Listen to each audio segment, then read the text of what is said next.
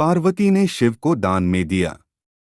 एक श्रेष्ठ पुत्र की प्राप्ति हेतु भगवान शिव से आज्ञा लेकर पार्वती ने 1 वर्ष तक चलने वाले पुण्यक व्रत का समापन किया। व्रत की समाप्ति पर पुरोहित सनत कुमार ने देवी पार्वती से कहा, सुव्रते, मुझे दक्षिण चाहिए। पार्वती ने मुहमांगी दक्षिणा देने का वचन दिया। फिर क्या था, पुरोहित बने सनत कुमार ने अस्वाभाविक दक्षिणा की याचना की। देवी, इस व्रत में दक्षिणा स्वरूप मुझे अपने पति को दीजिए। यह सुनते ही देवी पार्वती पर जैसे वज्रपात हुआ। वे व्याकुल होकर विलाप करती हुई मूर्छित हो गईं। पार्वती को मूर्छित देखकर ब्रह्मा, विष्णु और मुनियों को हंसी आ गई। उन्होंने पार्वती को समझाने के लिए भगवान शिव को भेजा।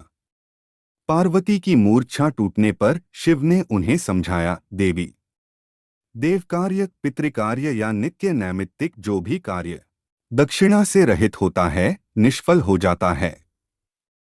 उस कर्म से दाता कालसूत्र नामक नरक में गिरता है। उसके बाद वह दीन होकर शत्रुओं से पीड़ित होता है। ब्राह्मण को संकल्प की हुई दक्षिणा उस समय न देने से वह बढ़कर कई गुनी हो जाती है। भगवान विष्णु और ब्रह्मा ने पार्वती से धर्म रक्षा के लिए अनुरोध किया। धर्म ने भी समझाया। देवताओं ने कहा, मुनियों ने भी दक्षिणा देने की प्रेरणा दी। फिर भी पार्वती चुपचाप रहीं। तब सनत कुमार ने कहा, शिवे, या तो आप मुझे दक्षिणा में अपने पति को प्रदान कीजिए या अपने दीर्घकालीन कठोर तप का फल भी त्याग दीजिए। इस महान कर्म की दक्षिणा न मिलने पर मैं इस दुर्लभ कठोर व्रत का फल ही नहीं, आपके समस्त कर्मों का फल भी प्राप्त कर लूंगा।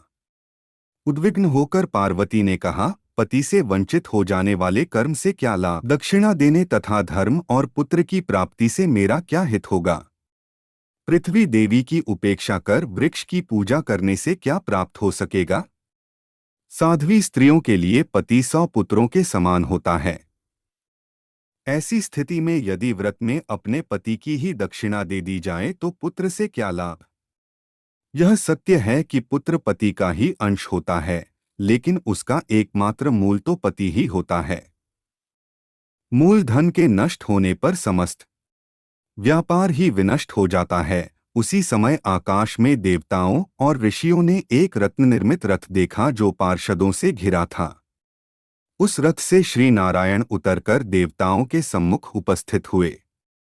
उन श्री नारायण को ब्रह्मा, विष्णु और शिव ने रत्न सिंहासन पर बैठाकर उन्हें प्रणाम किया और हाथ जोड़कर गदगद कंठ से स्तुति की।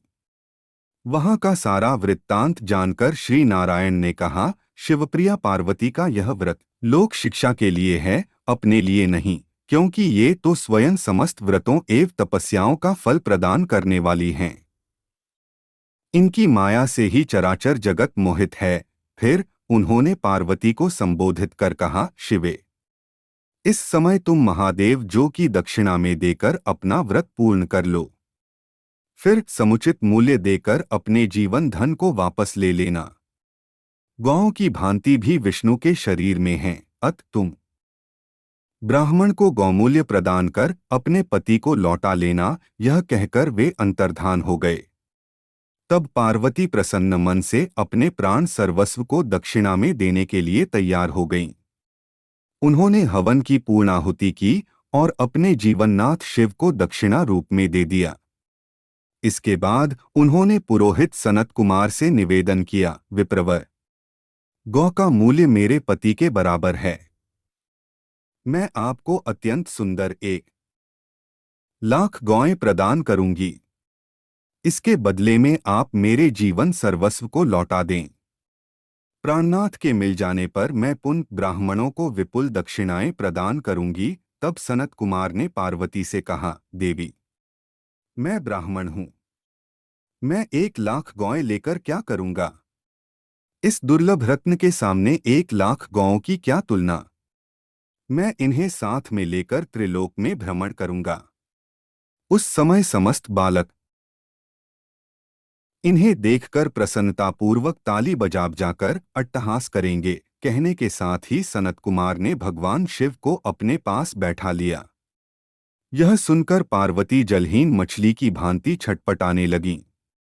उन्होंने मन ही मन सोचा, कैसा दुर्भाग्य है मेरा कि मुझे न तो अभीष्ट देव का ही दर्शन हुआ और न ही व्रत का फल प्राप्त हो सका। अधीर होकर वे अपने प्राण त्यागने के लिए प्रस्तुत हो गईं। अकस्मात ने ब्रह्मपुत्र सनत कुमार को समझाया।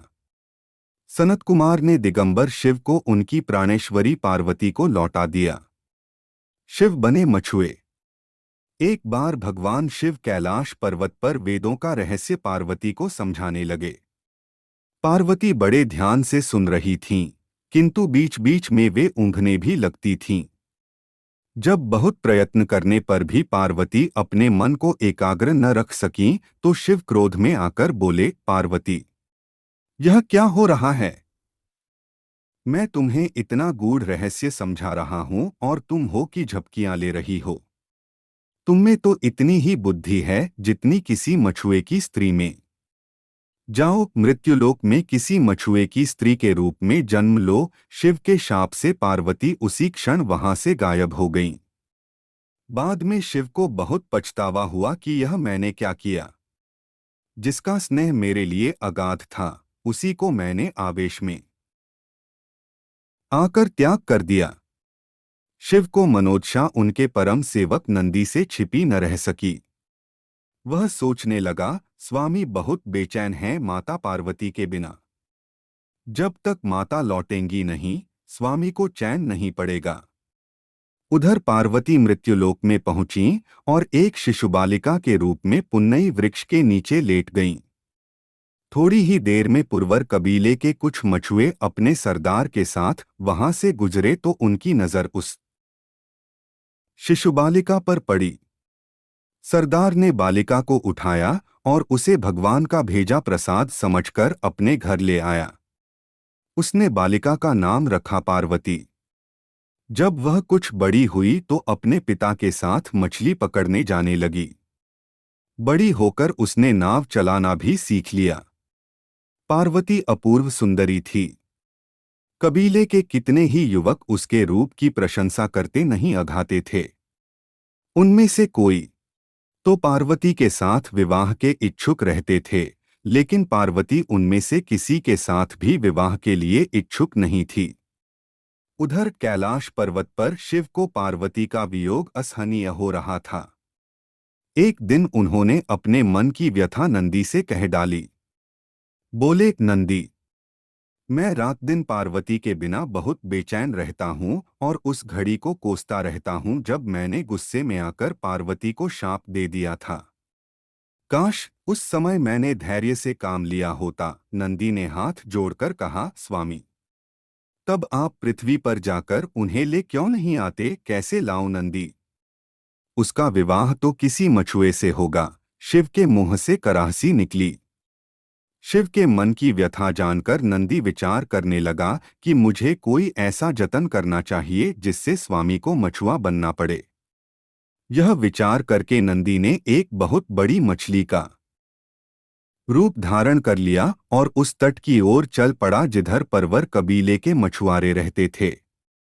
वहां पहुंचकर मछली बने नंदी ने मछुआरों के बीच आतंक फैला दिया। मछुआरे जल में अपने जाल डालते तो मछली उनके जालों को काट डालती, उनकी नावें पलट देती। मछली का आतंक जब ज्यादा ही बढ़ गया तो कबीले के मुखिया ने घोषणा कर दी, जो भी आदमी इस मछली को पकड़ लाएगा, उसी के साथ मैं अपनी बेटी का ब्याह कर दूंगा। अनेक युवकों ने उस मछली को पकड़ने की कोशिश की, लेकिन असफल रहे। असहाय होकर मछुआरे सरदार ने शिव की शरण ली। हे दया के सागर, हे कैलाशपति, हमें इस मछली से छुटकारा दिलाओ। मुखिया की बेटी ने भी शिव की आराधना करते हुए कहा, हे सदाशिव, हे प्रलयंकर, हमारी सहायता करो। अब तो हमें तुम्हारा ही आसरा है प्रभो।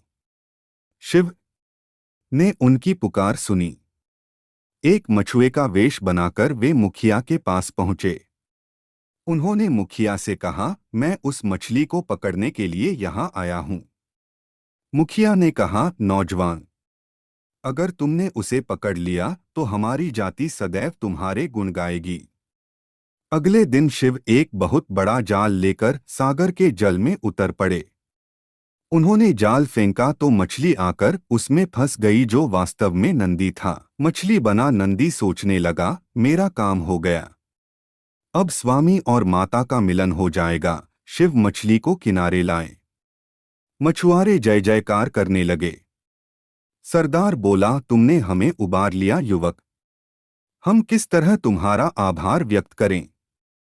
फिर वचन के अनुसार मछुआरे सरदार ने बड़ी धूमधाम से अपनी पुत्री का विवाह उस युवक के साथ कर दिया। मछुआरे शिव और मछुआरिन पार्वती के विवाहोपरांत नंदी अपने असली रूप में प्रकट हो गया और उन्हें अपनी पीठ पर बैठाकर कैलाश पर्वत ले आया। शिव की अंतर्वेदना दूर हो गई और पार्वती शाप से मुक्त हो गईं। जीवन चक्र पहले की ही तरह चलने लगा।